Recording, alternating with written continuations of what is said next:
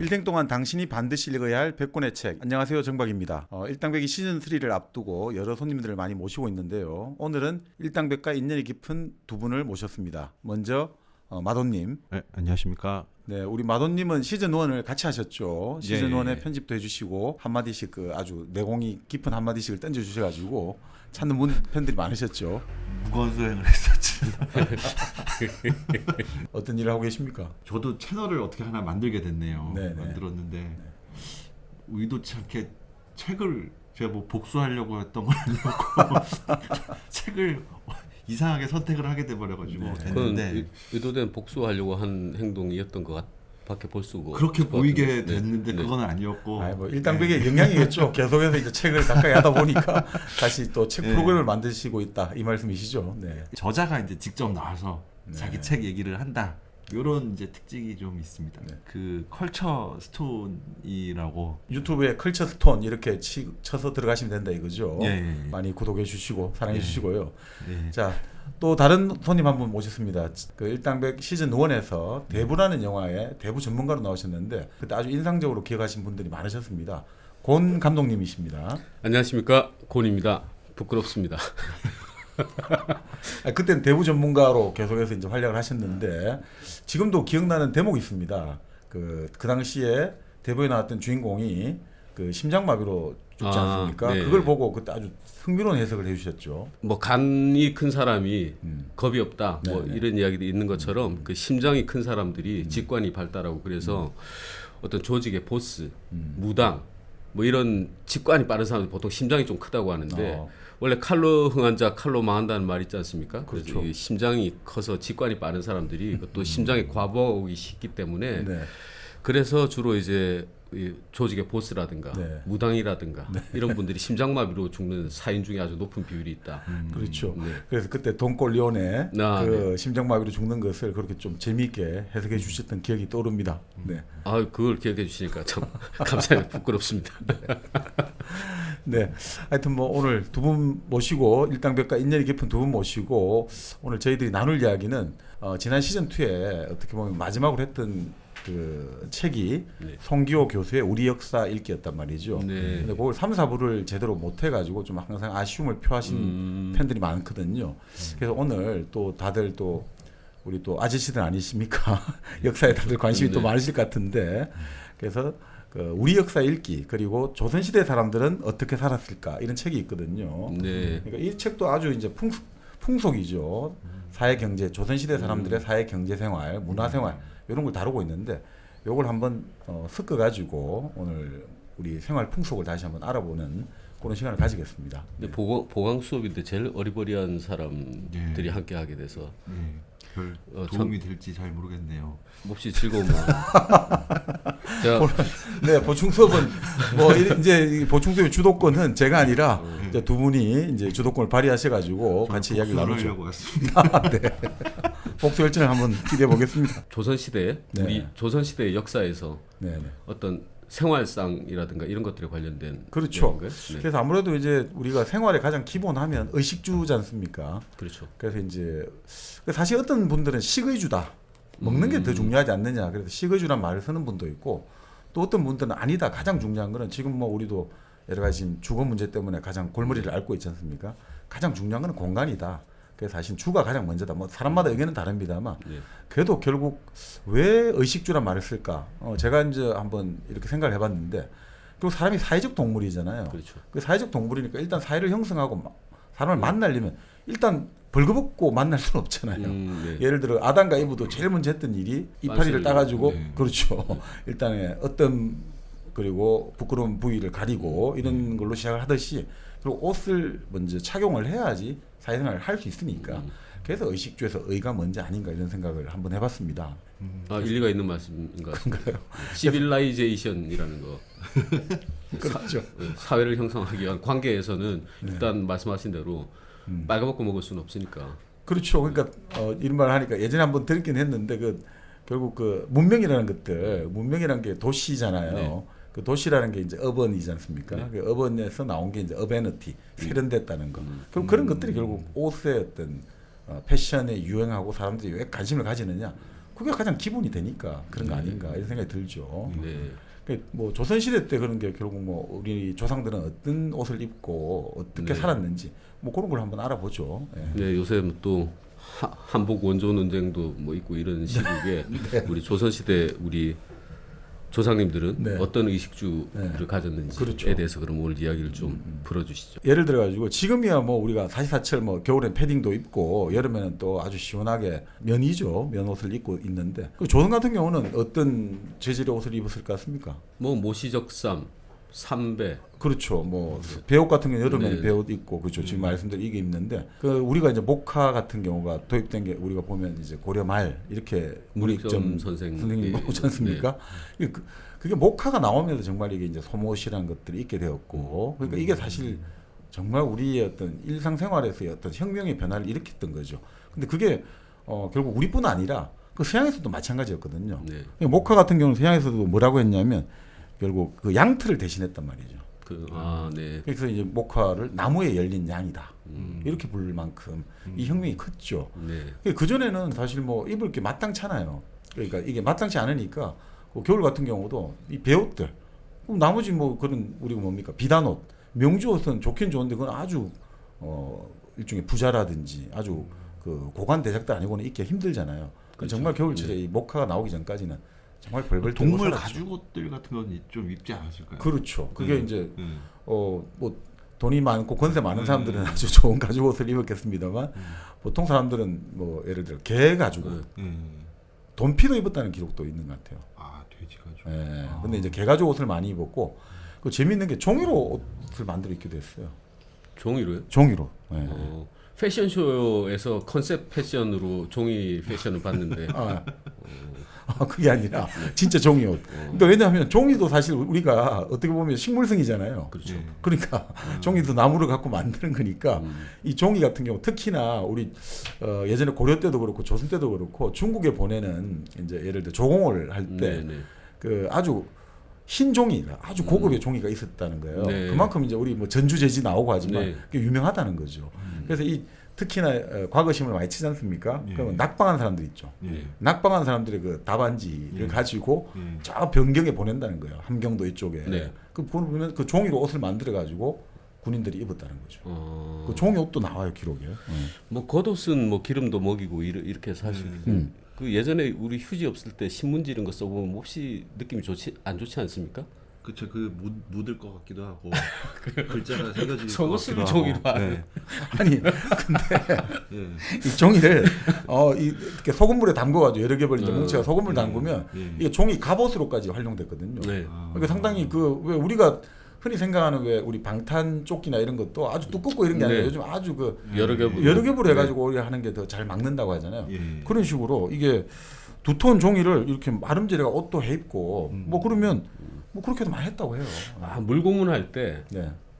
도무지. 네. 네. 종이를 계속 겹쳐가지고 물을 부으면서 그리고 그런 이야기도 있었죠. 네. 그러니까 뭐 우리가 도무지 해가지고 네. 얇은 뭐 이런 종이에다가 네. 뭡니까 물을 그죠? 이 얼굴에다가 예. 포박을 한 다음에 덮은 다음에 물을 부어가지고 말라가면서 계속 해서 그렇죠. 이제 사람을 한 장씩 한 장씩 덧대가지고 네.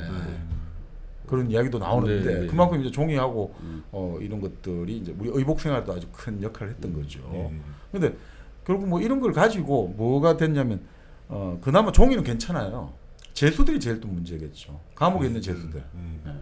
그 감옥이라는 게 뭐 하도 많이 나오는 말씀입니다만 그 지상의 지옥이다 이런 이야기 하잖아요. 네. 그 옛날에 뭐 감옥에 뭐가 인권이라는 게 뭐가 있겠습니까? 밖에 있는 사람들도 헐벗고 있는데 뭐 안에 있는 그러니까요. 사람 인권까지 뭐 그것도 죄를 챙기지 지었는데 않았을 누가 거니까요. 그렇죠. 그러니까 그러다 보니까 감옥에는 어떻게 해야 되느냐? 지프로 만든 그 섬을 넣어줘 가지고 그걸 가지고 이제 결국 이불이라든지 겉옷 대용을 사용했다. 그 가마니가 저희 생각에는 보면 가마니 같은 경우 많이 생각하잖아요. 네.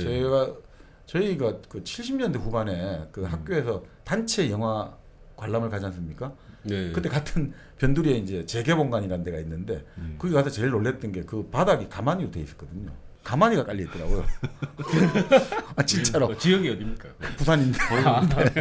처음에 뭐 5, 60년대 아니, 시네마 아니. 천국의 그 예, 그 제가 78년이었는데 그 어린 마음에도 야 여기는 잘못하다가 이제 만약 보통 재개봉관은 제 기획에 의하면 네. 미성년자 관람 불가 영화하고 반드시 명화랑 조를 짜서 상영하는 풍습이 있었던 것 같은데 78년에 저희도 학교 단체 관람이니까 방공 영화라든지 뭐 배너 이런 거 보러 다니고 그보다 엄마 없는 하늘 아래 이런 걸 보러 갔죠. 종군 수첩, 아벤고 공수작전 뭐 이런 방공 영화도 보러 낮은 갔는데. 대로 임하소서 뭐 이런 영화들. 그러니까 그때 이런 가만히가 있어서 깜짝 놀랐는데 이 가만히가 사실은 이제 일제 강점기 때는 이제 감옥에 지급됐다는 거예요. 일본에 들어왔다라고 그런 이야기를 하죠. 네. 가만히라는 것 자체가 일제 시대에 들어왔다. 네. 그런 이제 송교 교수 책에 보면 그렇게 나오거든요. 근데 이제 가만히도 없고 그럼 아이들은 겨울 옷을 어떻게 입히느냐? 근데 볏집은 우리 조선에도 근데 그걸 썼던 거는 이제 근대 일본에서 지금서는 가만히가 들어왔다라고 돼 있거든요. 예. 예. 그런 이야기도 있어요. 지금 사실 이건 조금 여담인데요. 그 통일벼가 우리가 녹색혁명이 일어났지 않습니까? 네. 70년대 통일벼가 딱 우리가 만들어지고 나서 이제 우리가 식량 자급자족을 이뤘다. 그리고 참 그런 것들이 아주 우리의 큰 어떤 기폭제가 됐다고 하는데 사실 통일벼가 재배되고 나서 그리고 이제 이런 것들이 나오고 나서 그런 이야기도 많이 하거든요. 예전에 어떤 그 과학하시는 분이 이야기하는데 미세먼지가 가장 많은 지역이 어디냐면 오히려 농촌 지역이 많다는 거예요. 그 왜 그러냐니까 예전에 통일벼 그 이제 그런 어떤 그 품종 말고 그냥 전통적인 품종을 할 때는 오히려 이제 이모작을 하면서 겨울에도 이제 다른 보리를 키우고 하면서 이게 어떻게 됩니까? 충분히 그런 어떤 뭐 환경적인 효과가 있었는데 그게 지금 통일벼라든지 이런 것들로 되면서 오히려 그런 환경적인 요인도 있고 또 지금 우리가 하는 그 가만히 예전에는 그걸 볏집을 가지고 가만히 짰는데 그것도 통일벼가 되면서 그게 좀 일반 예전 품종과 좀 다르대요. 이게 뭐 볏집 만들고 하기가 쉽지가 않나 봐요. 그래서 이제 가만히 짜기도 힘들어지고 지금은 가만히 안 하잖아요. 예전에는 살을 가만히 담아가지고 그렇게 썼는데 지금은 그게 아니잖아요. 다른 천 같은 그걸로 쓰지 않습니까? 그러니까 그렇게 이제 사실 통일벼가 좋은 이제 식량 정산에는 좋지만 나머지 환경적으로는 또 많은 악영향을 줬다. 가만히도 결국 못 짜게 됐다. 뭐 이런 이야기가 또 있더라고요. 근데 뭐 현재 이제 책을 보니까 가만히는 근대 일본에 들어왔다. 이렇게 나오고요. 그 아이들 같은 경우는 그러니까 옷을 뭐 해입을 게 마땅치 않지 않습니까? 네. 이불을 가지고 옷을 해입혔대요. 그 해진 이불 같은 것들을 근데 이 책을 보니까 그 50년대만 해도 그 아이들 옷을 그 이불 가지고 담요 가지고 해가지고 다 애들 옷이 다 비슷해요. 이런 식으로 골목에서 놀고 옷을 통으로 해가지고 그냥 이렇게가 이렇게 좀 수선해가지고 그러니까 이 의생활이 지금 이렇게 좀 뭔가 다양해지고 풍요로워진 게 사실 뭐 전체적으로 보면 그렇게 그 아주 뭐 가까운 어떤 그러니까 뭐 그거였죠. 흉년이 들거나 하여튼 또 뭐 경신대기근 옛날에 네, 뭐 네. 이런 거 들었을 때 그때 힘들었을 때 이제 그런 식으로 되게 뭐 좀 하지 않았을까 좀 그래도 조선이 늘 가난했지는 않았을 것 같긴 한데. 그러니까 이게 보니까 이제 뭐 사람마다 이제 좀 다르긴 한데 그 기본적으로는 나중에 이제 말씀을 드리겠습니다만 그 누굽니까 우리 연안 박지원 선생이 그 지금 충남 당진이죠. 그 지금 그 당진에 예전에 그 지금 그러니까 당진 이름은 아니고 그렇게 하고 면천이었나 하여튼 그 옛날 이름이 있는데 그쪽에 현감으로 가셨나 그때 그 생활상을 기록한 게 있거든요. 그 당시 요즘으로 치면 어떻게 되나 한 50마지기? 50마지기 정도 한 10,000평 되는 거죠. 네. 50마지기를 소작하는 농민이 있단 말이죠. 그럼 농민이 어떤 이제 삶을 사느냐? 그럼 5명 정도래요. 노동력이 가족들이 5명이고 만마지기 소 한 마리를 가지고 만마지기가 10,000평을 이제 농사를 짓는데 그럼 소출이 나오지 않습니까? 소출이 나와요. 근데 지주겠죠. 지주에게 반 정도 나가게 되고 또 세금을 내야 되고 또 여러 가지 기타 하다 보니까 또 내년에 뿌려야 될 벽시 내년에 그 뿌리를 신 또 비축을 해야 되고 그 남는 게 있잖아요. 남는 게 새가마 4마리 정도 남아요. 만평에서 10,000평에서 이 사람 그럼 1년에 새가마 4마리를 먹고 어떻게 살아요? 5명이. 그러니까 끊임없는 적자 인생이었다는 거죠. 그러니까 그건 이제 연안 박지원 선생 18세기 그 기록인데 그렇게 나오죠. 네. 그런 거 보면 야 지금 생각해 보면 이게 우리가 지금 세금의 문제 가지고 여러 가지 말들이 많은데 그 조선 같은 경우가 직접세는 적었다고 하지만 전세 같은 경우는 한 10% 잡았다고 하는데 실제로 이제 여러 가지 그 소작료를 지불해야 되고 이렇게 하니까 사실은 뭐 이건 뭐 사실 우리 흔히 말하는 가처분 소득이 거의 없는 거 아닌가 이런 생각이 듭니다. 근데 이시 왕조가 출범하면서 그래도 밥이라도 먹게 됐다. 그래서 밥을 이밥이라고 부른다. 네네. 이런 말도 있는데 그렇죠. 풍요로웠던 시절과 네. 그렇지 않은 시절이 뭐 교차로 공존했다고 봐야 되는 거 아닙니까? 그 임진왜란 전후로 결국 나뉘지 않을까요? 그럼 뭐 네. 어떻든 임진왜란 전거후를 보면 우리가 흔히 말 양안이라고 하죠. 그 토지의 이런 것들이 완전히 이제 유실돼 버리는 거죠. 네. 전쟁을 거치고 황폐해지고 기록도 사라지기도 하고 뭐 그런 것들을 보고 있으면 그 경제력 자체가 많이 이제 줄어들었다. 네. 결국 이렇게 볼 수는 있겠죠. 결국 우리가 경제력의 어떤 척도가 결국은 인구의 증감이거든요. 그렇죠. 결국은 그 인구의 증감인데 물론 뭐 또 아니라는 말하는 분도 계십니다. 왜냐하면 그 전쟁이 일어나고 나서 가장 인구가 어찌 보면 살기 힘들 때 인구는 오히려 더 많이 늘어난단 말이죠. 그러니까 네. 단순한 그것만 볼 수 없다고 보지만 기본적으로 인구의 증감을 보는데 지금 말씀대로 임진왜란 이후로 인구의 어떤 증가 속도는 확 줄어들거든요. 네. 그러니까 아무래도 그건 살기는 힘들었다고 볼 수밖에 없겠죠. 특히나 지금 말씀대로 결국 나중에 그 균형법도 만들고 여러 가지 이제 대동법도 만들고 해가지고 어떻든 일반 농민의 삶의 어떤 세금 부담을 줄여주려고 하지만 현실적으로 이제 그런 것들이 뭐 또 다른 이제 환곡이 등장하고 이러면서 계속해서 이제 우리가 흔히 말하는 토색, 가렴주구가 끊이지 않았고 그게 뭐 19세기의 밀란으로 결국은 네. 일어나고 조선 멸망의 어떤 그 원인이 그럼 못 사니까 그래 된 거죠. 예, 그럴 수 있다고 봅니다. 예. 근데 그렇게 낡은 이불청을 뜯어다가 애들 옷을 입히고 네. 뭐 목화 말씀도 하셨지만 그런 와중에도 제가 되게 인상적으로 본 이야기 중에 하나가 합정동이라는 이 합정이 네. 지금은 합할합자하고 우물정자를 쓰는데 원래 명칭은 조개합자의 우물정자. 그러니까 조개 우물이 큰 게 하나 있었다. 잠두봉에. 조개합자도 있죠. 네, 조개합의 우물정 그래서 잠두봉 꼭대기에 조개 우물이 큰 게 하나 있었는데 거기가 조선시대 왕들의 여름에 뱃놀이 코스가 용산포에서 배를 타고 잠두봉에 내려서 잠두봉에 올라가서 저 마포 평야를 바라보았더니 끊임없이 펼쳐진 푸른 그 풍경 속에 흰 옷 입은 여자들이 그렇게 가득해서 왕이 그 풍경을 바라보신 걸 너무 좋아했다. 이런 이야기를 제가 들은 적이 있었거든요. 그렇죠. 푸른색의 흰옷 이게 좀 네. 뭐 아주 또 선명하게 네, 좀 대비가 색깔의 되기도 대비의 하고. 느낌도 네. 있고 그렇게 하얀 옷을 입었다는 게 뭐 염색 기술이 어쩌니 저쩌니 뭐 이런 이야기도 있고 네, 여러 가지 있고 있는데 어떻게 봐야 될까요? 근데 이게 우리가 예전에는 염색 기술이 발달 안 해가지고 흰옷을 좋아했다 뭐 이런 이야기 많지 않습니까? 근데 그렇지는 않더라고요. 그러니까 이 보니까 책을 찾아보니까 부여족도 예전부터 흰옷을 좋아했고 네. 또 결국 뭡니까 이 3.1 운동할 때도 흰옷을 입은 군중이 네. 많고요. 그러니까 기본적으로 이 서민들이 흰옷을 좋아했다는 거죠. 이게 물감 개발을 하고 네. 별개로 흰옷을 좋아했고 그 염색을 이제 선호하지를 않았다 이렇게는 나와요. 네. 염색을 그렇게 선호하지는 않았다는 거죠. 물론 원색 계통은 절개는 입었대요. 그러니까 네. 흰옷 염색은 안 하더라도 우리 색동저고리 하듯이 네. 원색 계통을 그거 한 건 아닌데 근데 일종의 기본 값은 결국 흰옷이다. 근데 이건 뭐 부여쪽부터 내려오는 전통이라 가지고 이런 이야기도 있어요. 뭐 몽골의 기본 옷의 색깔은 하늘색이라는 거예요. 그리고 중국의 기본 색깔은 노란색이죠. 노란색. 그러니까 이게 황토 문화고 노랗고 몽골은 우리가 말하는 정말 푸른 초원. 근데 우리는 그냥 기본적으로 흰색이거든요. 백이 민족이라는데 이 기본색이 민족의 색깔로 어떻게 보면 이렇게 뭐 예전 부여족부터 이렇게 내려오고 이런 것들이 있는데 그 염색까지는 아니고 아무리 다른 걸 많이 보급을 해줘도 또 결국 흰옷도 돌아가더라고요. 좋아했다고 그러더라고요. 그래가지고 뭐 기록상으로는 고려 때부터 왕이 백의 옷, 흰옷 금지령을 몇 번씩 내리고 네네네. 예, 조선 후대까지도 그런 금지령을 계속 요즘도 한국의 자동차 중에 네. 압도적으로 전 세계에서 유일하게 흰색 차가 비중을 가장 많이 차지한 나라가 이지 않습니까? 우리나라가. 흰색 아니면 검은색. 그렇죠. 그 흰색 차에 대한 선호도가 워낙 또 높으니까 우리나라만 이게 민족이 기본적으로 흰색에 대한 선호가 있지 않나. 아니 그래서 이제 이거는 교수님의 이제 견해인데 일본 사람들은 기본적으로 중간색 옷을 좋아한대요.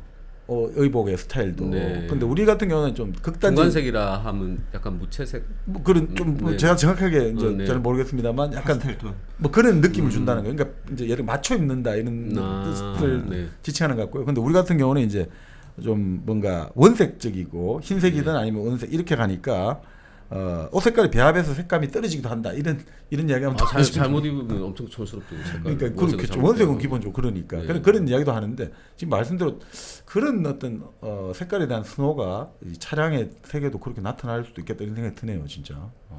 그 또 하나 좀 이건 뭐 제 생각인데 그 동양에서 오방색을 했을 때 중심을 이제 황토 노란색으로 놓지 않습니까? 네네. 그럼 당시에 동아시아에 중국을 중심으로 했을 때 천자가 있는 이 중국은 노란색이고 맞습니다. 오방색 가운데 그래서 어. 몽골 그 동쪽이 동쪽이 푸른색 아닙니까? 동쪽이 푸른색, 어. 그 서쪽이 흰색 이렇지 않습니까? 북쪽이 검은색인가요? 하여튼 뭐 정확히 저 왼쪽이 청색인데 좌청경 예, 500이니까 예, 예. 그렇죠. 그거 근데 맞습니다. 그거는 예. 이제 왕이 앉은 자리 기본으로 기존이 하니까 맞습니다. 그렇게 보면 네, 그렇게 보면 몽골이 푸른색 그렇죠. 계열이고 네. 우리 한민족이 흰색 계열이고 이렇게 또 유추해 볼 수도 있고. 그렇네요. 흰색을 그러니까. 좋아하는 거는 네. 아니, 또 그렇게 생각할 수도 있는데 그냥 막 떠들어 막 봤습니다. 던져봤습니다. 어쨌든 그 흰색의 전통이 이제 지금 뭐 뚜렷하게 이제 근데 그 염료 기술이 염색 기술이 발전하지 않아서 그런 건 아니다라고 하는 게 지금 뭐 네. 이렇게 지금 뭐 다양한 색깔을 취할 수 있는 현대 와서도 자꾸 흰색 계통을 그러니까요. 좋아하는 거 보니까 그 보통 여자들이 또 제일 좋아하는 남자 패션이 백구두 흰 티에 청바지. 아 그렇습니까? 예, 그렇습니다. 아. 참고하십시오. 내 피셜 아닌가요? 그거는 흰티에 그게 아니고 얼굴하고 몸매가 그냥 중요한 거 아닌가요? 좀 배가 나오더라도 흰 남방에 청바지. 네. 아, 네. 커버가 잘 되겠죠. 하긴 뭐 그 옷 자체가 기본적으로 그런 신문사에서는 이제 그 가려 입어야 되잖아요. 그렇죠. 네. TPO라고 합니까? 네. 때와 장소와 상황에 맞춰가지고 입어야 되니까 뭐 그런 것도 있겠습니다만, 근데 좀 재밌는 게 그 이런 건 있는 것 같아요. 그 여성들 옷을 뭐 좀 더 말씀드리겠습니다만, 우리 같은 경우는 기본적으로 치마와 저고리, 남자는 바지와 저고리 이런 네. 식으로 좀 이렇게 두 벌 문화란 말이죠. 기본값이. 아 그렇죠. 근데 중국 같은 경우는 여성 같은 경우는 원피스 옷이 기본값이거든요. 일종의 하나란 말이죠. 아 네. 이게 또 참 재밌는 것 같아요. 우리는 그러니까 이게 치마와 저고리 이런 것들이 항상 깔려 있다 이거든요. 물론 이제 그 여성들이 바지를 안 입은 건 아니고 조선 시대 이제 여성들이 겉은 치마인데 안은 이제 속옷은 다 바지 네, 속옷이죠. 그렇죠. 그러니까 그렇게 이제 좀 입기도 했는데 예전보다 이게 그 고구려 때부터 시작해서 지금까지 이제 조선 후기 신윤복 그림까지 쭉 살펴보면요. 저고리가 갈수록 짧아지기 시작하거든요. 아 예, 네. 예. 신윤복 선생의 그림은 그렇죠. 정말 에로틱한 정도로 짧더라고요. 사실은 우리가 그래서 그 예전에 왜 19세기 말에 조선 여인들 해가지고 가슴 드러내고 네. 이런 것들을 저 서양 사진가 서양 사람들이 미개성을 강조하기 위해서 했다 이런 그때 이야기를 많이 했는데 네. 그 신육성 그림에 나온단 말이죠. 그렇죠. 그게 뭐냐면 그때 이게 워낙 이게 갈수록 처음엔 기방 기녀들한테 유행한 거죠. 이렇게 저고리를 갈수록 짧게 아주 불편하게 만드는 거죠. 탁 타이트하게 해가지고 하는데 기방 기녀가 그 유행을 하니까 이게 또 여음집에 그 다른 양반 교수집에도 이게 유행이 되고 또 밑에 이제 일반 평민들한테 다 유행이 됐단 말이죠. 근데 양반네들 교수들이 어떻게 이게 가슴을 드러내겠습니까? 그러니까 요럴 때는 짧게 저고리를 하고 천을 두른단 말이죠. 네. 그러니까 노출이 안 되는데 당시 인플루언서들이 패션을 그렇게 리드하니까 그렇죠. 또 여행집 그렇죠. 여자들이 또 그렇게 따라가는 거예요. 아니 그 결국 왜 그러냐? 결국은 그게 섹시하게 보였다는 거죠. 그게 섹시하게 보이니까 따라하는 거죠. 근데 이제 이 일반인 이제 뭡니까 농민이라든지 평민들의 여인네들이 아낙네들이 사실 이 천을 따라하기가 쉽지가 않으니까 네. 또 그때는 이제 아들을 낳았다 이렇게 되면 더 이제 이런 것들을 수유하는 것들을 자랑으로 하니까 오히려 이제 이렇게 가슴을 내기도 했고 그게 실제로 이제 그 당시 화가들 그림에 나오니까 갈수록 짧아졌다는 거죠 진짜. 짧아지고 그 지금 정박님 말씀하셨지만 뭐 80대까지 우리가 뭐 공공장소에서 그 모유 수유하고 이런 것들이 전혀 흉이 아니. 네, 그렇죠. 그러니까 그걸 어떻게 바라보느냐가 달라졌죠. 네. 예전에 이제 흔히 말하는 모성의 상징으로 바라보느냐 하나의 어떤 에로스의 상징으로 바라보느냐에 따라서 좀 달라진 것 같습니다. 네. 근데 어떻든 이제 우리 같은 경우는 이랬다는 거예요. 상박하우다 여성의 옷이 그러니까 저고리는 갈수록 좁아져 가고 이제 약간 치마는 오늘날은 지금 탑처럼 이렇게.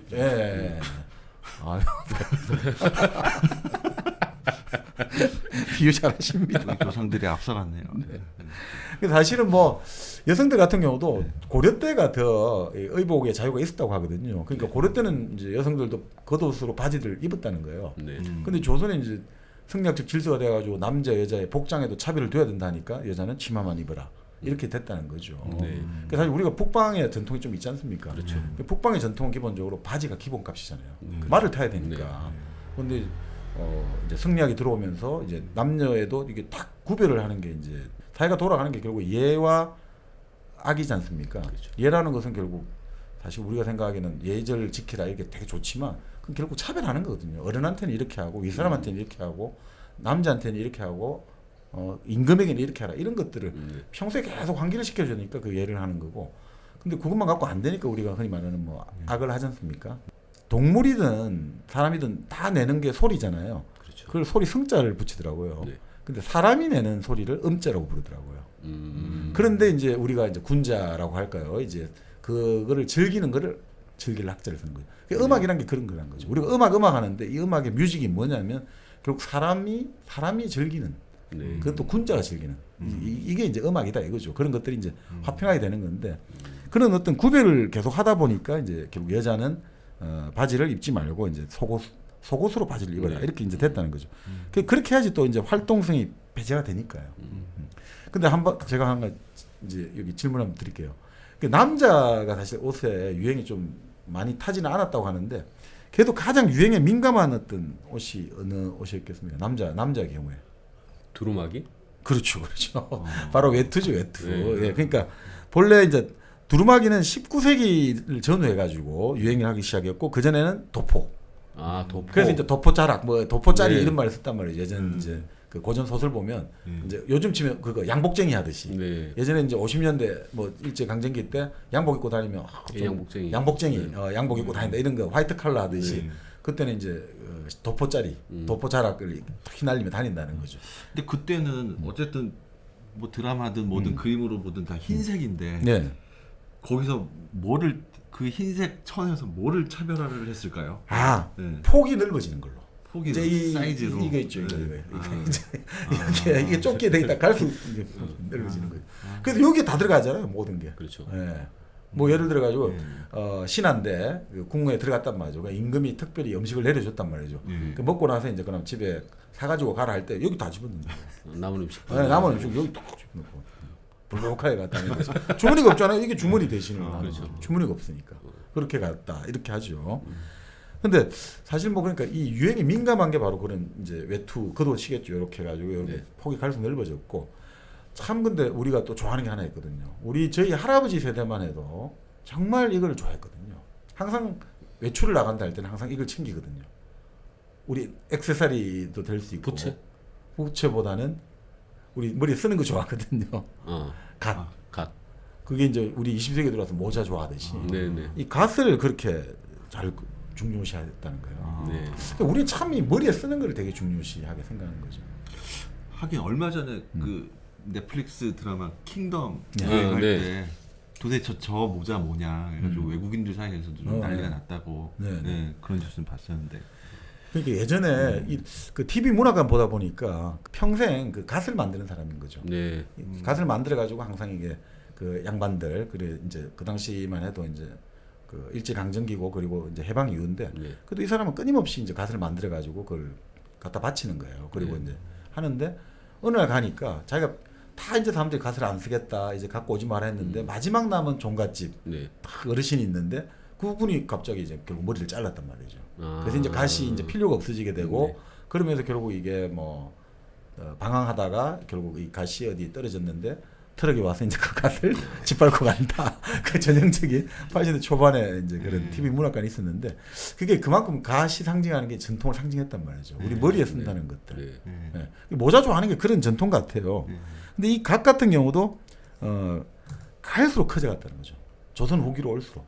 그러니까 도포자는 갈수록 치렁치렁해지고. 도포도 갈수록 치렁치렁. 그러니까 어떻게 보면 이게 결국 이제 재료를 많이 쓴다는 그죠. 이게 이제 이만큼 네. 풍성하게 우리가 이제 재료를 쓴다. 네, 좀 네. 경제의 어떤 생산력이 좀 발전한 거 아니냐 이렇게 볼 수도 있다는 생각도 듭니다. 예. 여자 옷은 짧아지고 그 저고리는 짧아져가고 저고리는 남자의 어떤 도포자락이라든지 가시라든지 이런 거는 갈수록 커져가고 이런 식으로 이제 바뀌었다는 거죠. 예, 예.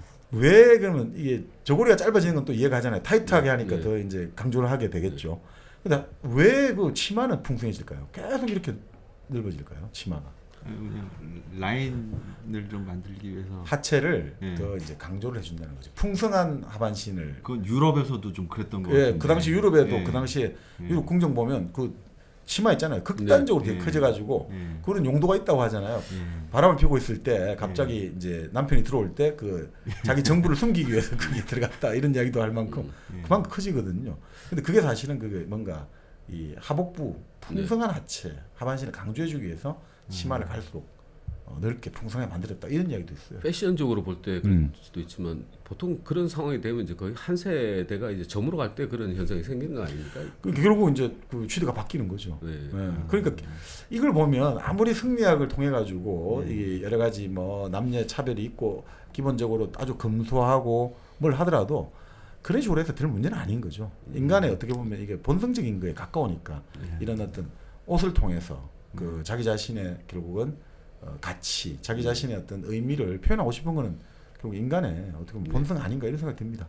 뭐 어느 시대든지 그런 것들을 어떤 규율로 통제해서 성공한 사례가 있나요? 그러니까 사실 뭐 우리가 그런 이야기 하지 않습니까? 저희 학교 다닐 때 그 교복 이거 입어야 되잖아요. 아주 획일적으로 입지만 그 교복도 그렇게 또 어떻게든 이 그렇죠. 교복을 꾸민단 말이에요. 교복 밑단을 좀 튼다든지 나팔바지식으로 한다든지 또 이 학생들 같은 경우도 교복을 어떻게 팽팽하게 그렇게 치마를 쪼은다든지 계속 바뀐단 말이죠. 그러니까 아무리 뭔가 이 통제를 하고 규율을 정하더라도 거기서 계속해서 새로운 뭔가를 만들어내는 게 결국 인간 아닌가 이런 생각이 듭니다. 네. 특히나 그 옷이라는 게 결국 아까 말씀드린 대로 신분을 나타내는 어떤 신분제사회의 징표도 되지만 결국 사회적으로 아까 우리가 말씀드린 사회에서 사람을 만날 때 결국 표현할 수 있는 것은 내 옷을 통해서 내 생각을 표현하잖아요. 우리가 아무래도 단순한 옷을 입고 단순한 색깔을 좋아하는 사람들은 기본적으로 좀 종교적이라든지 그 종교들 검은색 옷 좋아하지 않습니까? 검은색이 모든 것들을 다 그 가장 어떻게 보면 하층의 옷이기 때문에 우리가 종이 되겠다. 신의 종이 되고 또 사람들을 섬기겠다. 이런 신을 섬기겠다는 의미이기 때문에 검은색 입듯이 그걸로 다 우리는 보여준단 말이죠. 서로. 그러니까 그런 의미 아닌가 이 생각도 듭니다.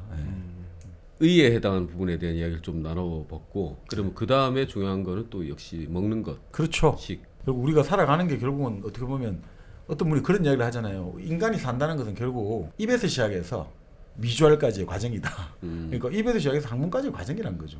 어떻게 보면 그걸로 연결된 거 아니에요. 우리 먹어야 되고 그리고 먹고 소화하고 배설하지 못하면 결국 인간은 살아가지 못하는 것 아니냐 이거죠. 그래서 결국 인간의 삶이라는 것은 입에서 시작해서 결국은 미주알까지의 과정이다. 이런 이야기를 하는데 미주알? 그걸 좀 점잖게 이르는 우리 옛말이 이제 미주알이더라고요. 찾아보니까. 그렇습니까? 네. 미주알 고주알 그런 그렇죠. 그러니까 미주알 고주알 캐다 이런 거 자체가 우리 흔히 말하는 이까지 들여다본다. 거의 X 구멍까지 들여다본다는. 요즘 중국이 검사하는 것처럼 그렇죠. 항문 PCR 이야기하시는 그 미주알 고주알 캔다. 그렇죠. 그렇죠. 네. 자, 그러니까 결국 이제 먹는 게 그만큼 중요한 건데 이 우리 같은 경우는 결국 이게 뭐라고 할까요? 하루에 지금이야 뭐 보통 우리가 세끼 하지만 또 요즘 뭐 세끼 안 먹는 분도 많고 이러는데 예전에 기본값은 어땠을 것 같습니까? 예전에 기본값은 예전에 뭐 그렇게 또 지금처럼 비료가 발달하고 농업 교육이 발달하기 전에는 어차피 식량들은 다 모자랐던 시절이었으니까 그렇죠. 네, 그러면 맞습니다. 기본적으로 하루 세 끼를 다 찾아 먹는 건 어렵지 않았을까요? 맞습니다. 근데 사실 우리가 보니까 이게 뭐 두 끼냐 세 끼냐 여러 가지 말은 많습니다만 우리가 예전 어른들은 그런 말을 했거든요. 조석은 굶고 안 굶고 다니냐. 네. 그 조석이란 말을 썼단 말이죠. 음식을 할 때. 하루 세 끼, 요즘은 하루 세 끼 하지만 30세 끼 하지만 그 보통 말할 때는 그러니까 농한계는 하루 두 끼가 기본이었다는 거예요. 그런데 이제 농사를 지을 때 이럴 때는 어떻게 해야 됩니까? 먹어야 힘을 일을 쓰잖아요. 해야 되니까. 그러니까 기본 세 끼가 기본값이고 그 잠도 있고 해서 그럴 때는 5끼도 먹었다 이렇게 나오죠. 그러니까 이게 무조건 정해진 게 아니라 농한기 때는 2끼고 농번기는 3끼다. 이렇게 이제 보통 어쨌거나 뭐 디폴트 값은 식자가 붙어있는 조식, 석식 이 두 개. 네, 뭐 그렇죠. 점심은 식자가 안 붙지 않습니까? 그러니까 우리가 사실 점심하면 우리가 뭐 우스갯소리입니다만 그 우리 말 점점자에 마음심자잖아요. 마음에다가 점 하나 찍었다. 정말 우리가 욕이라고 하잖아요. 이 배가 고픈 걸 달래주는 풀칠을 해준다 이 정도. 그 정도였다는 거죠. 그러니까 그 근데 지금은 이게 좀 달라진 것 같아요. 우리가 지금도 아침을 물론 먹는 게 좋고 당연히 좋다고 합니다만 예전에는 우리가 농사를 지을 때 아침 일찍 가서 그렇죠. 일을 해야 되고 네. 그러니까 뭐 아침부터 먹어야 되고 또 아침에 새벽에 나가서 일하고 바로 아침을 안 먹으면 도저히 견딜 수 없으니까 아침은 반드시 기본값인데 지금은 이제 우리가 언제 어디서나 이제 음식을 잘 접근 아주 접근성이 용이해졌잖아요. 뭐 손만 닿으면 먹을 게 넘쳐나니까. 그렇죠. 그러니까 이런 시대가 없으니까 네. 그러니까 너무 이제 예전처럼의 어떤 모르겠습니다만 영양학자들 또 여러 가지 그런 견해는 다르겠습니다만 막 예전처럼 무조건 아침을 아주 아침을 정말 막 거득거득 먹고 이럴 필요는 없지 않느냐 이런 생각은 좀 듭니다. 네. 농사 짓는 시대는 아니니까. 뭐 영국도 마찬가지였더라고요. 영국에서도 그 일종의 뭐라고 할까 아점 먹고 이른 저녁 먹고 네. 그래서 영국도 갈수록 이제 디너가 뭡니까 오만과 편견을 했습니다. 갈수록 네. 디너가 늦어진 거죠. 예전에는 갈수록 늦어지게 된 거예요 시간이. 네. 예전에 그러니까 뭐 아점 먹고 그다음에 이른 저녁 네, 이른 먹었는데 저녁 먹고. 갈수록 네. 이제 늦어지게 됐다. 네. 기본은 두 끼였다는 거죠. 네. 근데 우리 같은 경우가 예전에 한번 그런 이야기를 한번 얼핏 들었는데요. 그 어릴 때 그 뭐라 그럴까요? 간장으로 일종의 음식에 그 육수랄까 네. 여러 가지 그 양념을 내는 문화권하고 소금으로 그 일종의 음식을 간을, 간을 하는 문화권하고 이게 달라진다는 거예요. 그래서 간장으로 그 문화권에 자란 사람들은 이 입맛이 흔히 말하는 까다롭다는 거죠. 근데 소금으로 한 사람들은 뭐 거의 의미가 없으니까 잘 먹는다는 거죠. 물론 이제 그 잘 먹는 게 아니라 그러니까 미식이 안 된다는 거죠. 그러니까 뭐든지 잘 먹는다. 그래서 예를 들어 영국 같은 경우가 우스갯소리입니다만 영국이 뭐 전 세계에 식민 제국주의를 잘했던 이유 중에 하나가 음식이 형편없기 때문에 어디를 가도 잘 적응이 잘 되는 거. 그 동네보다는 자기 고국보다는 어디 가도 먹을 만하니까 고향보다 맛있는. 그렇죠. 근데 뭐 우리 같은 경우는 어떻게 보면 기본적으로 간장으로 간을 네. 그한 문화권에 자랐기 때문에 근데 이 전통이 중국의 사신들도 그랬다는 거죠. 중국에 갈 때 지금 갖고 가듯이 반찬, 소금, 장까지 다 실어갔다는 거예요. 그 정도로 입맛이 까다로워가지고 나중에 정조 대항 때 그랬다는 거죠. 그런 애들을 왜 데리고 가냐 이거지. 지금 일하러 가지 지금 밥 먹으러 가냐. 공으로 출장 가면서 그렇죠. 지 입맛에 맞는 거 다 싸들고 다니고. 그러니까요. 그러면 근데 또 그렇게 그 한 정도가 결국 그 당시 이제 좀 잘 나가는 집안 자제들을 그 같이 이제 견문을 넓힌다고 네. 호송 이제 흔히 말하는 공식 그 사절단에 넣어가지고 같이 보내지 않습니까? 군관 자제였나 하여튼 뭐 그런 식으로 하니까 자제 군관. 그러니까 정조가 그런 애들 다 보내지 말고 차라리 전부 싹 다 역관으로만 다 물갈이해라고까지 할 만큼 그렇게 이제 이게 강했다는 거죠. 문화를 중국- 체험하러 보내는데 도시락 싸들고 다니고. 그렇죠.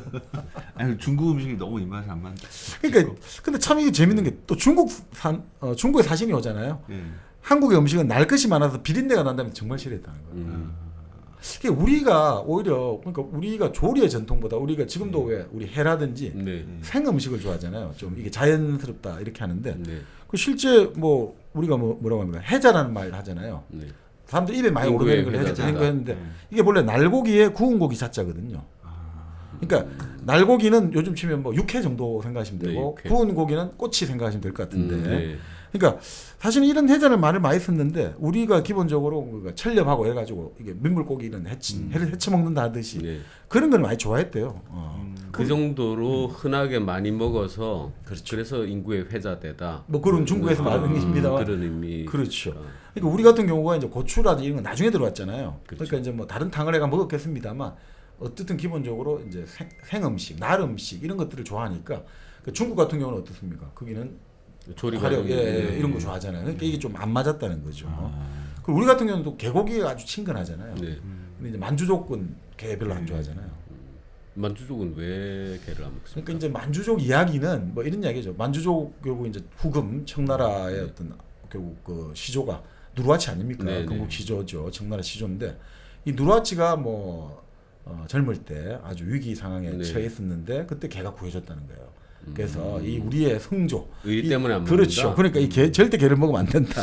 이거 약간 좀 이거 만들어진 이야기 같기. 이거 비슷해요. 그러니까 산불이 났는데 개가 구해줬다. 우리 오수의 네. 개처럼 그저 주인을 뭐 꼬리에 물을 적셔가지고 뭐 하여튼 그렇게 나오는데 그래서 그런 이야기 나오는데 어떤 분은 그런 이야기를 하죠. 이게 그 만주족들이 사는 그 만주 지방이 건조하잖아요. 네. 그러니까 이 사람 시신 같은 경우가 예를 들어 가지고 이제 땅에 잘 뭐 이제 그 건조한 계절에는 잘 못 묵고 이럴 때 네. 그 시신이 통장. 방치됐을 때 네. 예, 결국 그 들개들이 먹었다는 거죠. 그러니까 이 사람 먹은 개를 어떻게 먹느냐 그런 거부감이 있었다 이런 이야기도 있는데 네. 그러니까 우리는 하여튼 개를 참 좋아했어요. 우리가 이 통일신라부터 기록은 다 나오고 네, 네. 그러니까 뭐 중국도 만주족은 아예 안 먹지만 한족은 좀 먹었다 이런 기록은 나오는데 어떻든 이쪽 사람들이 그 우리 음식이 날 것이 많아가지고 좀 싫어했다 이런 이야기도 나오는 거죠. 뭐 지금도 뭐 우리나라 요리는 중국 요리에 비하면 좀 상당히 담백한 편이고 중국은 향신료나 이런 것들 우리보다 그렇죠. 좀 많고. 네. 네. 그러니까 이제 그게 어떻게 보면 중국에서 음식 문화가 확 이제 뭐라고 할까 만개를 하게 된 게 중국 송나라 때로 보거든요. 네. 그 송나라 때 이제 일종의 코커스라고 해야 될까요? 석탄을 이용하게 됐다는 거죠. 그러니까 나무로만 때우다가 이게 화력을 확 높이잖아요. 그래서 송나라 때 이제 그 송나라 도자기가 나온 거죠. 이게 그러니까 이게 화력이 높아지니까 더 좋은 이제 자기를 구울 수가 있게 됐고 또 화력이 높아지니까 어떻습니까? 이제 거기서 결국 이제 철 같은 거 이제 우리가 흔히 말하는 야금 기술이 발전하니까 네, 네. 철제 이제 우리가 말하는 훅이라고 합니까? 이런 것들이 막 보급이 되기 시작한 거죠. 웍. 웍 같은 네, 거 이런 네. 그 보급되고 이러니까 어떻습니까? 더 이 코크스 이 석탄 가지고 높은 불을 낼 수가 있으니까 네. 음식이 이제 굽고 튀기고 이런 게 발전할 수밖에 없는 거죠.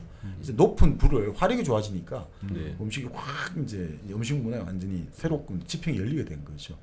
우리 같은 경우는 또 따지고 보면 아니 만약에 그렇게 따지고 보면 우리가 일종의 석탄이라고 할까 네. 이것들을 활용하게 된 건 좀 늦잖아요. 그렇죠. 네. 물론 뭐 우리도 그 아오지가 불타는 돌이라는 뜻이잖아요. 네. 그러니까 아오지 탄광이라는 게 사실 다 그 석탄이 그거는 있긴 있었겠습니다만 이게 이제 흔히 말하는 우리 일반 서민의 보급된 거는 조금 더 이제 늦어진 거니까. 네. 철기 문화가 그쪽에 뭐 주조 기술이나 네, 이런 네, 게 맞습니다. 발달했다고 하는데 네. 그때도 화력을 갖고 있어야지 이게 가능한 게 아니었을까요? 그렇죠. 근데 이제 그때 이제 네. 지금 제가 이제 듣기로는 이제 뭐 네. 석탄 코크스를 활용하게 된 게 이제 송나라 때부터고 예. 그래서 그게 빨리 이제 문화가 더 네. 꽃피운 거죠. 서양보다 더 빨랐죠. 사실 이거 한 거 자체. 네. 근데 거기서 이제 전기기관으로 나가지 못한 거고 그렇죠. 서양 사람들은 그 석탄 가지고 전기기관 나간 건데 근데 이런 건 있죠. 지금 말씀대로 중국도 양쯔강 있지 않습니까? 장강. 네. 그쪽에서 그 명금들이 나오거든요. 네. 우리 뭐 예전에 뭐 마기야 네. 그 있지 않습니까? 유명한 부부가 마기야와 간장 뭐 그 유명한 금을 만들었다고 나오잖아요. 네. 네. 그거 다 중국의 오나라, 월나라 그쪽 그 양 장장이고 우리도 김해란 말이죠. 예. 김해가 바로 그 쇠금자 쓰잖아요. 그렇죠. 이게 바로 예. 쇠를 예전부터 했다는 가약. 예. 그러니까 그쪽에서 이제 고로 이제 설기를 하는 거는 발달한 건 분명 사실 같아요. 근데 이제 그게 지금 말씀대로 이제 그거 뭐라고 할까 이게 석탄이나 이거보다는 네. 나무가 아니었겠나 이래 지금 보고는 있습니다만. 네네네. 그렇습니다. 예. 근데 보면 중국은 지금도 그렇지만 여러 사람들이 같이 밥 먹고 할 때 예. 우리나라는 밥을 맛있게 먹기 위해서 반찬이 존재하는 느낌이 있다면 밥이 그렇죠. 메인이고 밥이 메인이죠. 밥이 중요하고 밥을 맛있게 먹기 위한 반찬들이 존재하고 네, 네. 그리고 간을 맞추고 네네. 그러니까 중국은 지금도 보면 밥을 개인들한테 안 주고 네. 요리를 주로 먹고 네. 밥을 먹을 사람들은 알아서 덜어서 먹게 그러니까 밥이 주된 개념이 좀 아닌 것 같거든요. 네네. 그리고 우리 조선 사람들은 몹시 밥을 중시했다고 그렇죠. 보여지는데 네네. 아까 정박님이 연합 박시원 선생 이야기한 것처럼 농사 만평 지어가지고 이거 세금 내고 소장료 내고 네. 꼴랑 뭐 세간만이 뭐 이랬다는데 그런데도 제가 어디서 뭐 사진도 보고 이랬지만 조선 시대 식사량이 이 밥을 먹는 식사량이 네. 어마어마했다는 이야기가 그렇죠, 그렇죠. 있었는데 그러니까 네. 아니 결국 이런 것 같아요. 그러니까 이게 살밥 문화가 기본 우리가 아주 추구하는 네. 문화가 맞고 대식을 하기 때문에 그 오키나와죠 유구국 사람들이 네. 너희들 그러니까 못 산다 저렇게 밥을 많이 먹고 하니까 잘 살겠냐 뭐 이런 이야기도 있었다고 합니다만 대식을 추구하고 대식가들도 많이 나오고 맞는데 네.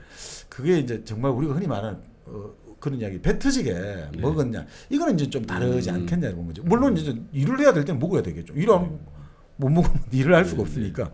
근데 학자마다 좀 다르겠습니다만 그 남쪽 사람들은 주로 이제 살밥을 먹고 북쪽 사람들은 좁쌀밥이죠. 네. 조가 많이 나니까 조밥을 먹었다고 하는데 남쪽 사람도 이제 뭐 100% 살은 아니고 이제 결국 지금 말씀드린 여러 가지 이제 네. 그 혼합 그러니까 그 혼식을 했다 이렇게 보더라고요 이 네. 책을 보니까. 근데 뭐 딱 이게 언제부터 쌀밥을 많이 먹었다 이런 거는 기록마다 좀 다르니까 뭐라 네. 말씀드릴 수 없고 대체로는 이제 남쪽도 헌식을 했고 그래서 사실 우리가 제사가 중요하게 된 게 특별한 날에 정말 쌀밥을 네. 바치는 거지 않습니까? 네. 특별한 날에 그렇죠. 이밥에 고깃국이라고 하듯이 네. 그게 이제 그런 것 아니겠느냐. 만약에 그게 쌀밥 문화가 하나의 어떤 기본적으로 맨날 먹는 거라 한다면 그 이밥에 고깃국이라는 것들을 그렇게 그런 말을 하지 표현이, 않았을 네. 거다 이런 생각 듭니다. 재작년, 작년 이런 통계들을 보면 네. 전 세계에서 가장 1인당 육류 소비량이 높은 국가가 한국이 1등이었고 아 그래요? 어류 소비량, 생선 소비량의 압도적인 1위 국가가 한국이었고 어. 그 통계 자료에 그렇게 나왔더라고요. 네. 저도 흔히 생각해 보면 뭐 생선 일본이 제일 많이 먹을 것 같고 네. 뭐 이런 느낌이 있는데 생선 육류 할 것 없이 한국이 1인당 소비 압도적 1등을 한 거 그냥 봐서 다 많이 먹는. 우리 민족이 형편만 되면 일단 많이 먹는 기본 깔고 있지 않나. 아니 그런 이야기는 있습니다. 이 책에 보면 이런 대목이 나오거든요. 중국인은 혀로 먹고 일본인은 눈으로 먹고 한국인은 배로 먹는다. 양을 그만큼 중요시한다는 거죠. 우리는 배가 일단 배를 채워야 된다. 우리 지금도 그런 이야기야. 배를 채우자. 그렇죠. 근데 중국인은 혀를 만족시켜야 된다. 그러니까 미각. 그러니까 별의별 걸 다 먹는다 이거겠죠. 물론 인구가 많다 보니까 그 많은 인구를 먹여 살리기 위해서 웬만한 거는 다 식재료로 만들어야 되는 거죠. 그러다 보니까 중국 사람들이 뭐 빼고는 다 먹는다 할 만큼 뭐 땅에 있는 건 책상 다리 빼고 다 그렇죠. 내발 달리 그 말인 빼고 거죠. 다 먹고 뭐. 인구가 많다 보니까 그 많은 인구를 먹기 위해서 다양한 어떤 그 우리가 보기에는 저거 먹겠나 싶은 것도 어떻게든 간에 먹는 걸로 만들어낸다는 거겠죠. 네. 근데 일본 같은 경우는 이제 눈으로 먹는다. 그럼 우리가 뭐 일본 같은 경우는 이거 뭐라고 하냐 플레이팅이라고 할까요? 네. 이런 거 되게 중요시하잖아요. 색이라든지 그릇하고 이런 것들. 네, 네. 그런 말 같아요. 그러니까 한국 사람들은 배로 먹는다. 양을 중요시한다. 그래서 뭐 이거는 이 책에 나오는 농담입니다. 그래서 우리는 식사 중에 말하는 걸 되게 싫어하잖아요. 네. 아주 버릇없다고 말하면 혼나고 이랬죠. 예, 매너가 아니다라고 네. 하는데 그게 식사 중에 말을 하다 보면 많이 못 먹는다는 거예요. 그러니까 식사 중에 말하지 마. 많이 먹어. 일단 배를 채워야 돼. 이게 이제 뭐 그런 우스갯소리가 있다고 합니다. 예. 근데 저도 어렸을 때 보면 그 할머니, 할아버지, 외할아버지, 외할머니 이 사기로 된 예. 밥그릇 사이즈가 제 기억에도 지금 그렇죠. 엄청 컸는데 이게 스테인리스 공기가 나오면서 이게 양이 확 줄어버리니까 뭐 어느 식당을 가도 다 그렇지 않습니까? 제가 듣기로 그게 박정희 대통령이 직접 그 그릇의 사이즈를 정하셨다고. 모르겠. 쌀 소비량을 줄이기 위해서. 뭐 그 70년대만 해도 우리 80년대 초반에 해도 혼분식 해갖고 하루는 뭐 네, 한 끼는 반드시 분식을 먹읍시다. 도시락 살 때 그 도시락 검사했거든요. 음. 그래서 쌀밥 나오면 벌점 그렇죠. 비슷하게 선생님한테 혼나고 네. 그랬단 말이에요. 반드시 뭐 그렇죠. 예. 보리하고 보리가 분식, 얼마 섞여 있어야 되고. 혼식을 해야 된다. 네. 그 쌀밥만 먹으면 막 혼나고 그랬던 기억이 납니다. 그 어렵다던 60년대 이때도 이 하도 밥을 많이 먹으니까 그 쌀 소비량을 조절해야 되는데 네.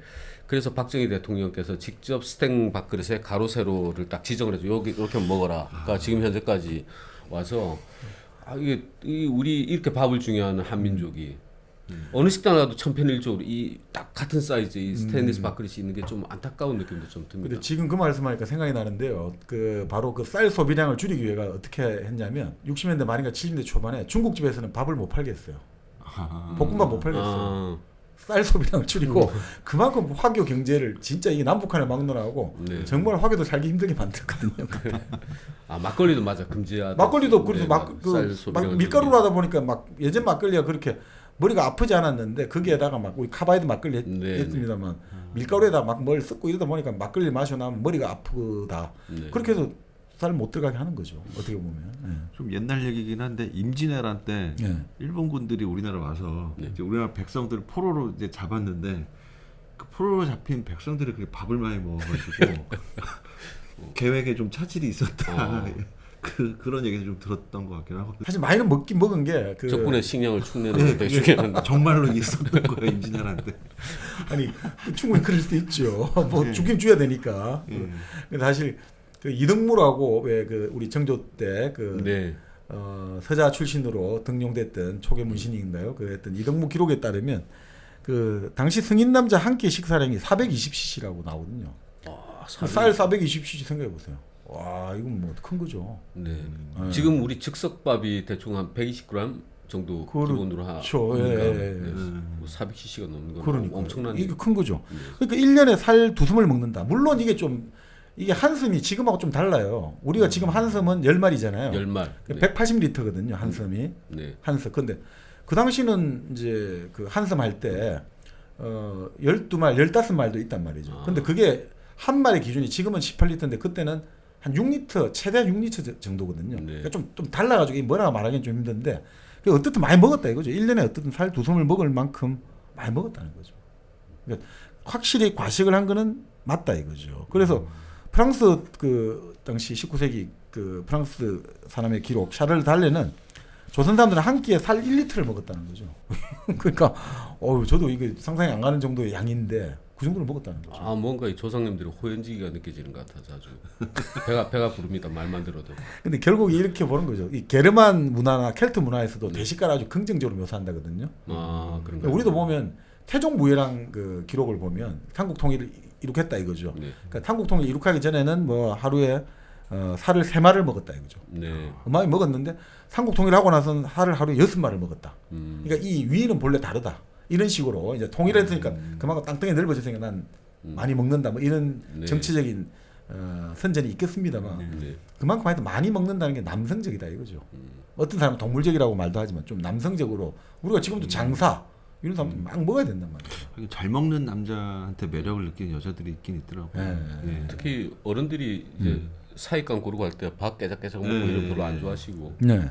그러니까 우리가 결국 이건 좀 슬픈 일일 수도 있는데 이게 기아에 굶주리게 되니까 중국에서는 다양한 식재료 있잖아요. 네. 별의별 거를 다 이제 뭐 무슨 짐승이든 식물이든 다 먹게 되고 막 우리는 결국은 일단 오로지 우리는 올인하는 거 좋아하잖아요. 오로지 쌀.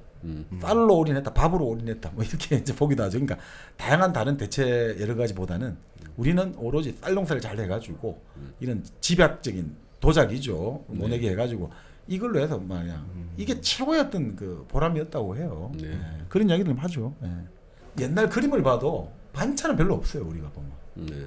밥 딱 위주거든요. 네. 우리 밥이 딱 이제 최고였던 일종의 밥이 대장이죠.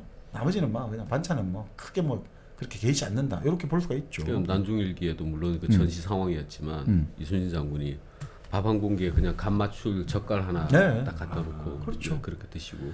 이게 또 재미있는 게 사실 또 그 뭐 밥은 밥이고 그래도 고기가 또 중요하지 않습니까? 단백질 없이 우리가 살 수는 없으니까. 물론 뭐 밀보다는 쌀이 좀 더 단백질 필수 아미노산이 네. 많이 들어있다고는 하지만 그래도 결국 또 중요한 거는 사람은 고기를 통해서 단백질 그렇죠. 섭취하지 네. 않습니까? 근데 우리는 정말 쇠고기를 좋아하는 거죠. 그 중국 사람들은 돼지고기 좋아하거든요.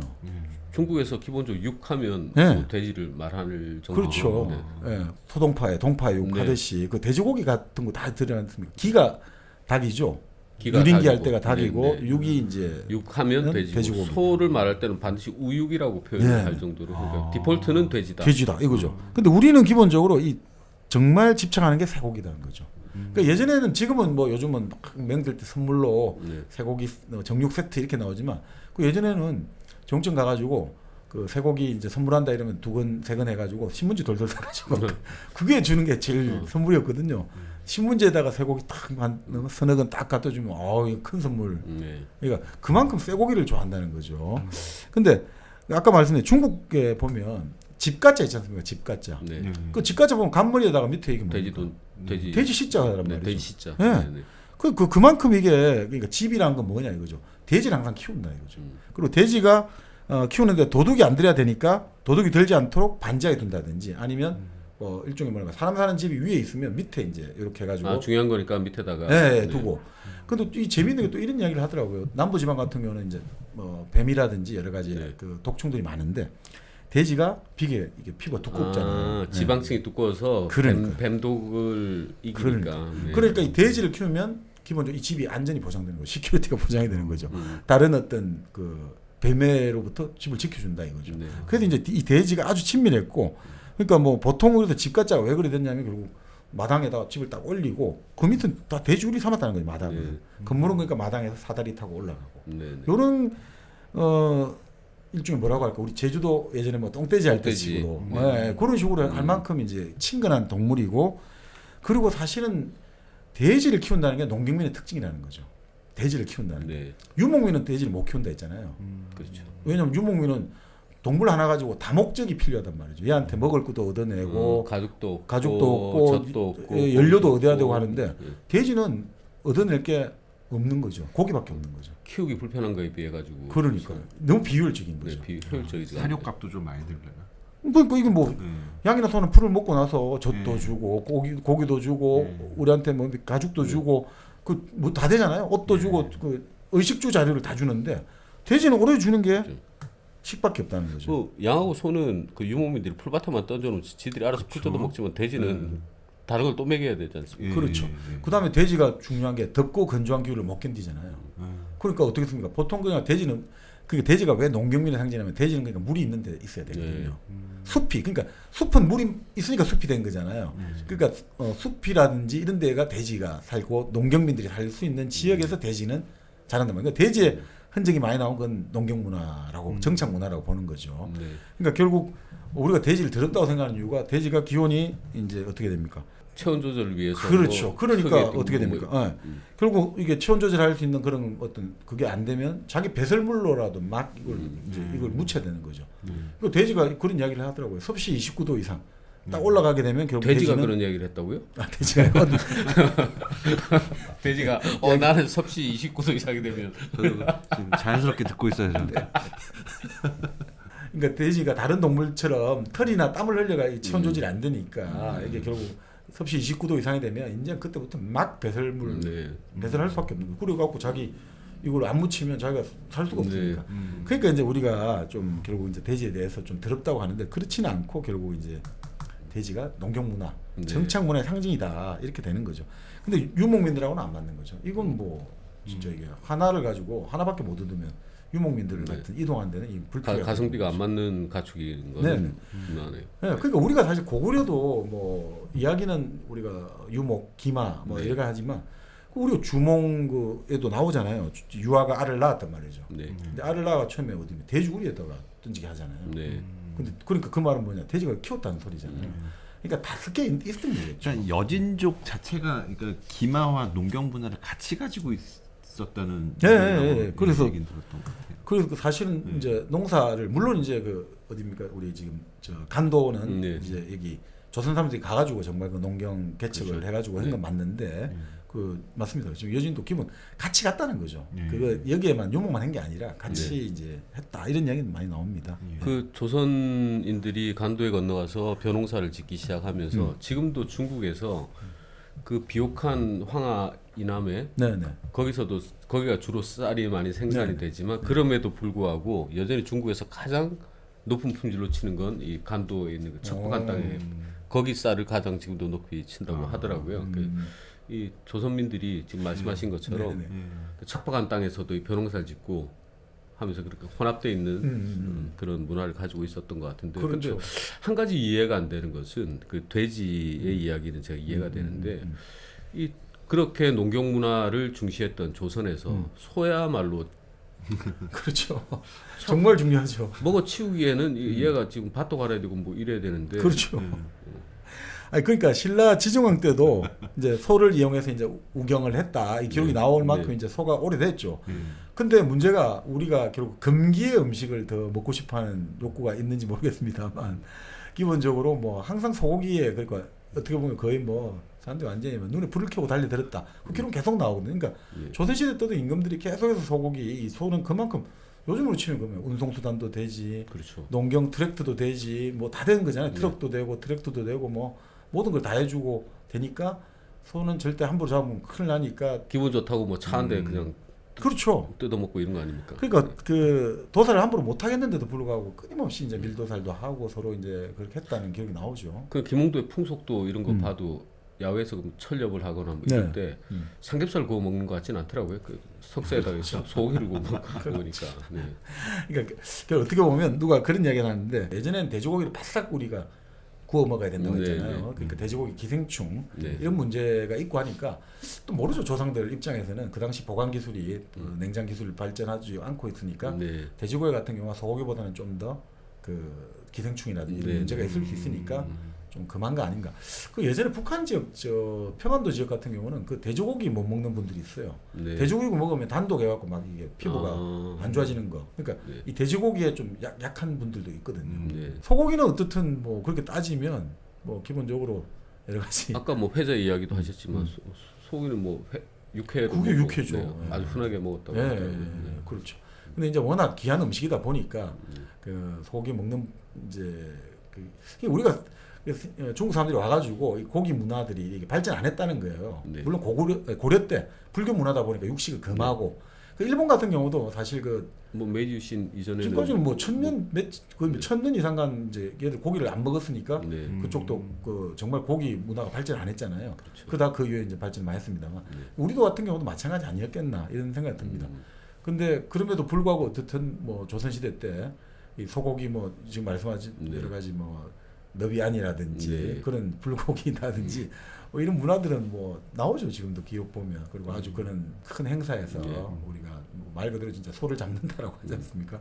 그런 참 소고기 좋아하는 문화가 지금도 내려오지 않습니까? 그러니까 그렇죠. 항상 뭐 예전에는 우리가 직장에 취직을 처음 했을 때 이제 친구들한테 한턱을 내는 게 그 오래전 이야기입니다만 이제 불고기라든지 이런 걸 샜다가 그 이후로는 뭐 등심했다가 그다음에 꽃등심이 되었다가 막 계속해서 이제 변하고 있습니다만 근본 딱 값은 보니까 소고기란 말이죠. 지금도 그런 말 있지 않습니까? 선의로 사줄 수 있는 것은 돼지고기까지다. 소고기를 사주면 그 이상의 다른 의미를 반드시 뭐 생각을 해보아야 한다. 그렇죠. 그러니까 이게 결국 우리 아까 옷 이야기도 했습니다만 음식에 있어가지고도 소라는 것을 상징하는 게 이제 그런 거 아닌가 이런 생각이 드네요. 음식하면 또 빠질 수 없는 게 또 술 아닙니까? 그렇죠. 그렇습니다. 그럼 조선의 술 문화는 그러면 어떻게 이야기를 해볼 수 있을까요? 아니 뭐 우리는 기본적으로 뭐 예전 그 뭘까요? 진짜 고조선 여러 가지 그때 기록부터 보면 네, 음주 가무를 좋아하는 민족이 나오거든요. 네, 음주 가무를 좋아하니까 지금 말씀대로 당연히 그 음식이 있는데 술이 빠질 수가 없겠죠. 네. 그래서 뭐 음주에 좀 관대한 문화도 있었죠. 그러니까 술 먹고 하는 것들, 술 먹고 그러니까 여러 가지 뭐 좀 실수하고 이런 네. 것들도 좀 관대하게 받아주는 그 분위기가 워낙 술을 좋아했으니까. 그럼 뭐 지금까지도 한국 현대까지 그, 내려오고 그렇죠, 있는. 그렇죠. 네. 네. 그러니까 우리 같은 경우는 낯선 사람이 오면 술상을 차려주는 게 풍습이란 말이죠. 그 예전에 저도 기억이 나거든요. 부친, 그러니까 아버지 친구분들이 오시면 항상 먼저 해야 되는 게 술상을 딱 어머니가 준비를 해야 된단 말이죠. 네. 뭐 안주가 있든 없든 뭐 김치든 뭐든 술상을 일단 딱 그거. 네. 그래서 저희도 집에 가양주회가 집에서 뭐 솔잎이라든지 여러 가지 술을 네. 많이 담아 놓았던 게 기억이 나거든요. 그 집집마다 보면 네. 저 진열장에 그러니까요. 담근 술 없는 집이 없고. 그렇죠. 네. 그 옛날에 뭐 냉장고에 있어가지고 뭐 술을 다 놓고 그 맥주만 해도 70m 초반에 귀한 술이니까 그렇게 할 수 없을 때는 그냥 집에 담근 술 가지고 대접을 하는 게 하나의 어떤 그 일종의 그 에티켓이라고 해야 될까요? 이랬던 거죠. 그러면 밥도 아까 뭐 우리 한민족이 네. 이렇게 대식가. 네, 근데 술도 그러면 그렇죠. 많이 그렇죠. 먹겠죠. 그러니까 과음을 아주 한 민족이죠. 사실 술 같은 경우가 술을 만들 때 워낙 많은 곡식이 들어가잖아요. 네. 예전에 제가 한번 말씀 몇 번 드렸습니다만 영조 임금이 아주 소박한 음식을 즐겼거든요. 네. 금약하게 살았기 때문에 금주령 내리면서 그런 이야기를 했죠. 살 한 스물 가지고는 밥을 지으면 100명이 먹을 수 있고 떡을 하면 10명이 먹는데 술로 하면 1명이 먹는다는 거죠. 네. 그러니까 이 술을 하면 안 된다. 그렇게 참 금주령이 많이 내렸습니다만 뭐 그 되나요 그게 또 여기도 좋아하니까 그러니까 아까 정박님 말씀하신 것처럼 옷차림을 아무리 규제하고 해도 단을 줄이거나 하여튼 무슨 짓을 했어도 그 자기의 욕망과 개성을 표출하는 건데 그렇죠, 그렇죠. 그걸 뭐 영조 대왕님의 그 뜻은 참 아름다운 네. 것 같은데 네. 그게 현실적으로는 참 가능하지 않은 일을. 그렇죠. 그게 바로 미국의 금주법이죠. 네. 그 미국이 1920년대 금주법을 만들어가지고 애초 취지는 뭡니까? 우리는 청교도 문화에서 이 술을 네. 먹고 이렇게 해롱해롱거리고 신에 죄를 지면 안 된다고 했는데 금주법을 만들어가지고 제일 돈 번 사람들이 결국 마피아고 이런 사람들이란 말이에요. 오히려 청교도 문화를 위해서 만든 금주법이 오히려 그 자기들이 가장 대척적인 네. 그 검은 세력들을 더 키워줬단 말이죠. 그러니까 이게 그렇게 되는 문제는 아니더라 이거죠. 그 마피아가 그 콜드체인 시스템을 그래서 제일 예, 먼저 만들었다는 이야기도 그렇죠. 있고. 그러니까 네. 그죠? 그 잘해야 되니까 운송을 잘해줘야 되니까 상하게 하면 안 되잖아요. 그래서 오히려 그러니까 이게 참 역사라는 게 전혀 엉뚱하게 이제 전개되는 것 같습니다. 여러 가지 근데 금주가 잘 안 되니까 뭐 세종 때는 그냥 술 마시는 것 자체는 금하지 않고 취할 정도로 마시지 마라. 요 정도로 했는데 그 홍일동이라는 분이 계셨는데 그 세조 때 그 아주 대식가기도 하고 이제 술을 많이 먹었는데 이런 거죠. 홍일동이었나 이 다른 여러분들이 있어갖고 그 비슷한데 그럼 술을 이제부터 하루 한 잔만 마시라 이러니까 뭐 그런 거 있지 않습니까? 한 잔을 거의 뭐 완전 냉면 사발보다 더 크게 만들어갖고 하루 한 잔만 마시겠다고 이런 이제 웃지 못할 일화들이 많이 내려오지 않습니까? 네. 그 정도 이제 술을 좋아했다는 거죠. 근데 결국 뭐 술도 보면 우리가 뭐 흔히 아는 게 청주, 탁주, 소주잖아요, 네. 그죠? 탁주는 우리가 말 그대로 막걸리죠. 막걸리고. 막 걸러서 마신다고 네. 막걸리고. 청주는 맑게 걸러낸 술이죠. 근데 이게 술 잘 못 먹게 하잖아요. 술 먹으면 안 된다니까 네. 어떻게 하냐?